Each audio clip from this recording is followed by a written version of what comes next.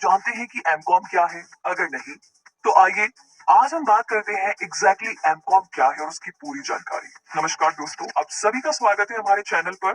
तो एमकॉम की अगर बात करें तो इसका मतलब होता है मास्टर्स ऑफ कॉमर्स। ये एक पोस्ट ग्रेजुएट डिग्री है। ये यूजीसी द्वारा अप्रूव्ड 2 साल का कोर्स है जो बैंकिंग, फाइनेंशियल सेवाओं और इंश्योरेंस के साथ साथ अकाउंटिंग और बिजनेस फील्ड में अपना करियर जो बनाना चाहते हैं उनके लिए कोर्स बहुत ही हेल्पफुल होता है।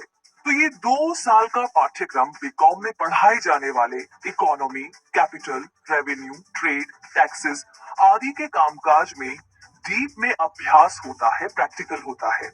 एमकॉम एक स्पेशलाइज्ड फील्ड है। इस कोर्स को वो उम्मीदवार कर सकते हैं, वो स्टूडेंट कर सकते हैं जिन्होंने बीकॉम या बीकॉम ऑनर्स की पढ़ाई की है। और सीए या सीएस उम्मीदवारों के लिए भी एमकॉम एक अच्छा ऑप्शन है।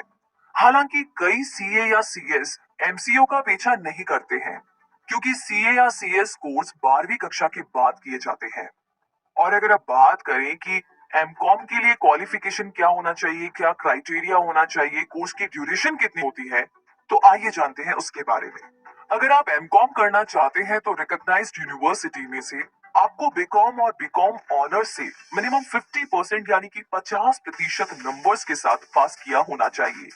कई सारी universities economics honours, BBS, BFIA and BBE course के लिए मिनिमम 60% स्कोर वाले स्टूडेंट को एमकॉम के लिए प्राधान्य देती है, इंपॉर्टेंस देती है। और एमकॉम के लिए फी स्ट्रक्चर अलग अलग कॉलेजेस में अलग अलग है, जो 2000 से 8000 तक हो सकती है।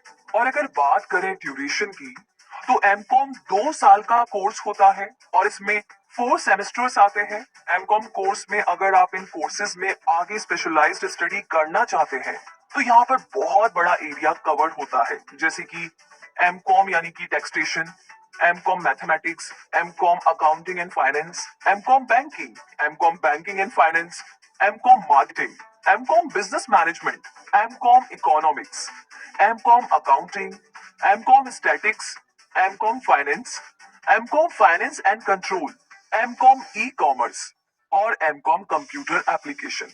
तो बहुत बड़ा एरिया है। जो भी आपको ठीक लगता है, इंटरेस्टिंग लगता है, आप उसे चूज कर सकते हैं और आगे अपनी स्टडी कंटिन्यू कर सकते हैं। अगर बात करें एमकॉम के लिए रिक्वायर्ड स्किल की, तो हमने एमकॉम के बारे में सब कुछ जान लिया।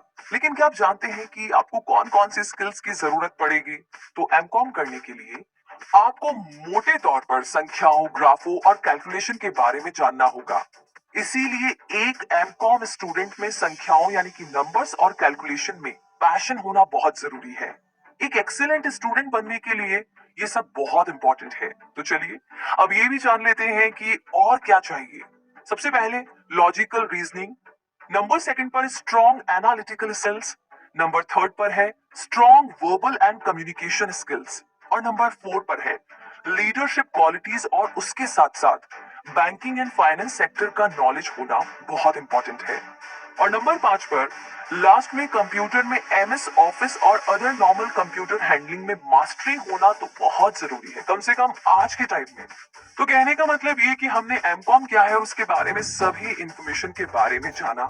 लेकिन अब हम जानते हैं कि एमकॉम के बाद में कैसे और कौन सी जॉब प्रोफाइल आपको मिल सकती है। तो एमकॉम करने के बाद आपके लिए इतनी सारी नौकरी के ऑप्शन हैं, आप सोच भी नहीं सकते। एग्जैक्टली आप एमकॉम पूरा करने के बाद बीएफएसआई यानी कि banking, financial services and insurance के फील्ड में नौकरी की तलाश कर सकते हैं। एमकॉम को कंप्लीट करने के बाद प्राइवेट, पब्लिक और गवर्नमेंट सेक्टर्स में ज्यादा से ज्यादा नौकरी के लिए अप्लाई कर सकते हैं। उसके अलावा राष्ट्रीयकृत बैंक, रेलवे, आयकर और अन्य ऐसे सरकारी विभाग में एमकॉम डिग्री धारकों के लिए एक सुरक्षित और समृद्ध करियर बनाने के लिए एक अच्छा ऑप्शन है।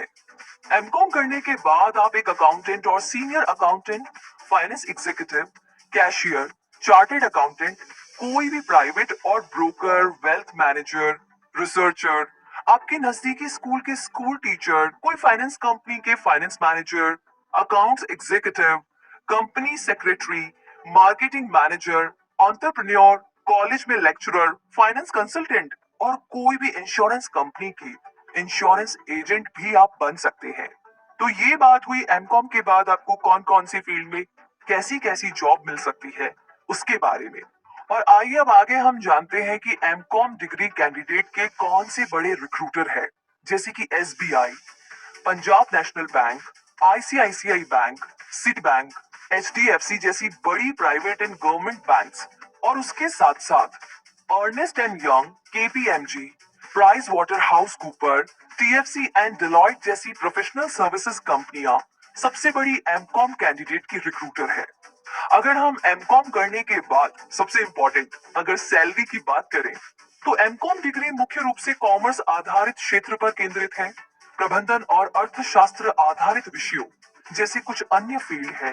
प्रतियोगिता के बाद प्रतिभाशाली उम्मीदवारों को उच्च वेतन दिया जाता है। अगर कोई विद्यार्थी बैंकों में पीओ के रूप में सिलेक्ट हो जाता है, तो उसका पहला वेतन 25,000 रुपए से ऊपर होता है। संबंधित फील्ड में अनुभव के साथ साथ उम्मीदवार निजी कंपनियों में बहुत अधिक वेतन पैकेज प्राप्त करने में सक्षम होंगे। जो लोग अकाउंटेंट के रूप में शुरू करते हैं, वो लगभग 6,000 से 10,000 रुपए तक वेतन प्राप्त कर सकते हैं, और फिर ये सीए या सीएफए जैसे उच्च योग्यता के बाद 1 लाख रुपए तक वेतन प्राप्त कर सकते हैं। अब आगे बात करते हैं कि एमकॉम के लिए बेस्ट यूनिवर्सिटीज और कॉलेजेस के बारे में। SRM university Haryana, JNU Jawaharlal Nehru university, university of Pune, Bangalore university, university of Hyderabad, Symbiosis college of arts and commerce Pune, Loyola college Chennai, Hansraj college Delhi, Saint Joseph college Bengaluru, Hindu college Delhi, Shri Ram college of commerce यानी कि SRCC new Delhi, Christ college Bengaluru, Narsee Monjee college of commerce and economics Mumbai. तो ये थी सारी जानकारी MCom के बारे में।